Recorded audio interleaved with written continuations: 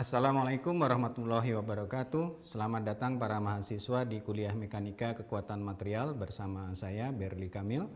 Pada kesempatan ini saya akan membahas bagaimana mengkonversi gaya terdistribusi menjadi gaya terpusat. Kompetensi mengkonversi gaya terdistribusi menjadi gaya terpusat sangat bermanfaat dalam menghitung reaksi tumpuan dan menghitung gaya internal pada balok.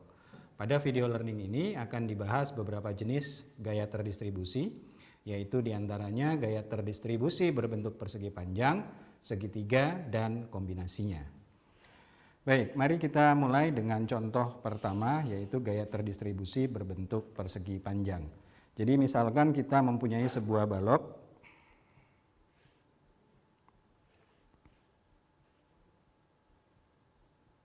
yang ditumpu di kedua sisinya, di mana tumpuan yang di sebelah kiri adalah tumpuan engsel dan di tumpuan sebelah kanan adalah tumpuan roh. Kemudian gaya terdistribusinya adalah berbentuk gaya persegi panjang, seperti itu. Dan intensitas gayanya itu adalah disimbolkan dengan W. Kemudian kita mengetahui bahwa panjang balok itu adalah, misalkan di sini kita simbolkan dengan L. Maka hal pertama yang harus dilakukan untuk mengkonversi gaya terdistribusi ini menjadi gaya terpusat itu adalah dengan menggambar diagram benda bebas. Kemudian kita gambarkan gaya berbentuk persegi panjangnya. Kemudian kita tahu bahwa bentuk persegi panjang itu mempunyai sentroid yang letaknya di tengah. Baik itu di tengah sisi panjangnya dan di tengah sisi tingginya. Maka dia akan letaknya di sini. Dan itu jaraknya adalah kalau kita hitung dari sisi kiri itu adalah L/2, dan tentu saja karena panjang totalnya L, maka dari sisi kanan juga panjangnya L/2. Nah, di sini kita bisa mengkonversi gaya terdistribusi yang sebelah kiri menjadi gaya terdistribusi yang sebelah kanan dengan dua hal. Yang pertama adalah besarnya. Berapa besar gaya terpusat yang bisa kita dapatkan dari gaya terdistribusi yang ada di sebelah kanan. Nah, gaya terpusatnya itu besarnya adalah luas dari gaya terdistribusi yang berbentuk persegi panjang. Jadi karena kita tahu di sini panjangnya itu adalah L dan tingginya yang dinyatakan dengan intensitas itu adalah W, maka tentu saja luasnya adalah W dikali dengan L. Nah, letaknya di mana? Letaknya gaya terkonsentrasi atau gaya terpusat itu letaknya adalah dia selalu melintasi sentroid. Nah, karena kita sudah tahu sentroidnya adalah di tengah di sini, maka kita bisa letakkan gaya terkonsentrasi tadi itu pada jarak L/2 dari sisi kanan atau pada jarak L/2 juga dari sisi sebelah kiri, atau dengan kata lain itu kita letakkan di tengah. Jadi dua hal di sini yang perlu disimpulkan untuk mencari gaya terpusat itu adalah satu, hitung luas gaya terdistribusinya, kita akan dapat gaya terkonsentrasinya, besar gaya terkonsentrasinya. Kemudian lokasinya itu adalah dia selalu melintasi yang kita sebut sebagai sentroid. Jadi ini adalah sentroid. Baik, sekarang kita coba untuk yang bentuk kedua dari gaya terdistribusi, yaitu kalau gaya terdistribusinya berbentuk sebuah segitiga. Di sini kita masih menggunakan jenis tumpuan yang sama, tapi kali ini gaya terdistribusinya dia berbentuk segitiga seperti ini. Dengan intensitas W di sisi sebelah kiri.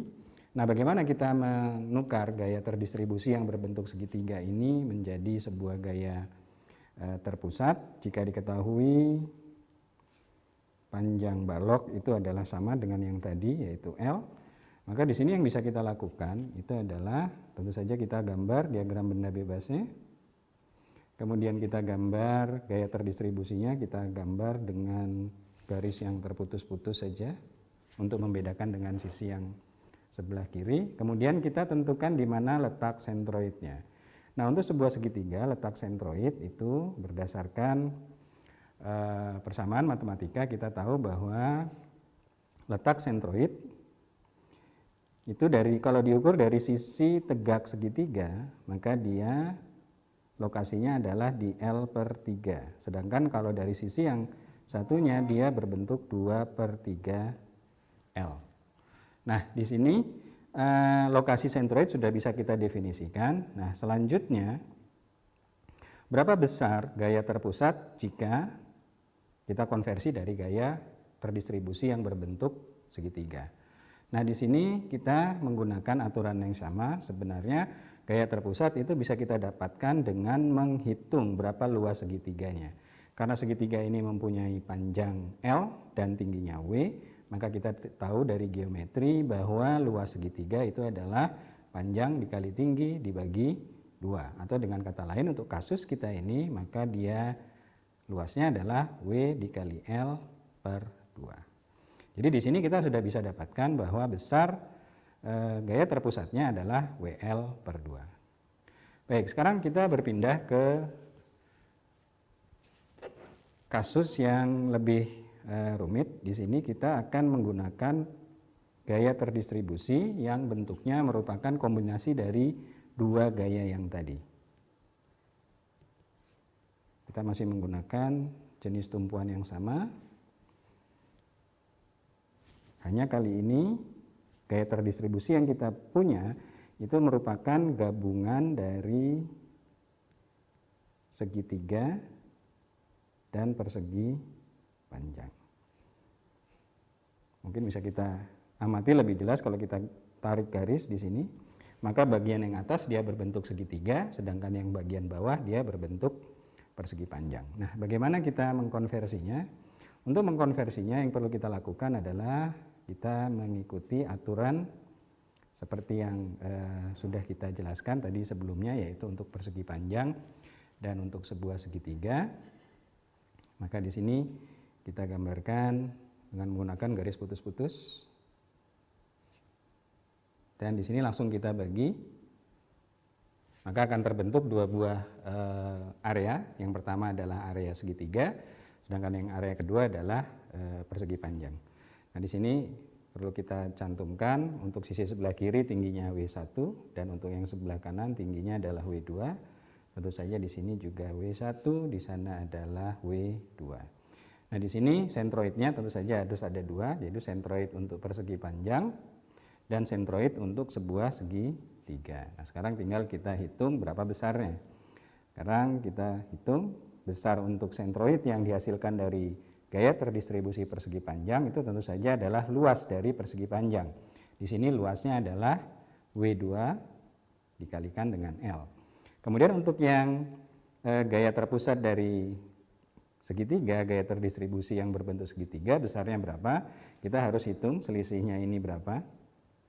Tentu saja besarnya itu adalah W1